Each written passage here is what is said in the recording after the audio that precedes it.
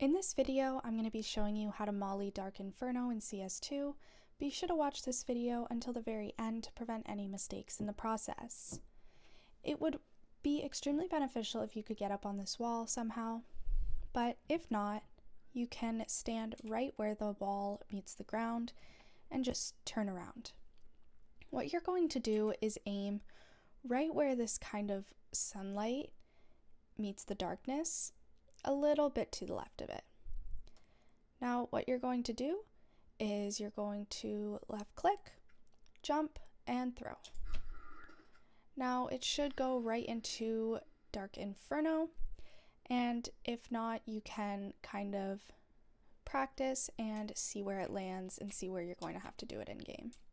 That's all there is to it. Be sure to leave a like, comment, and subscribe to the channel. Thanks for watching. See you in the next video.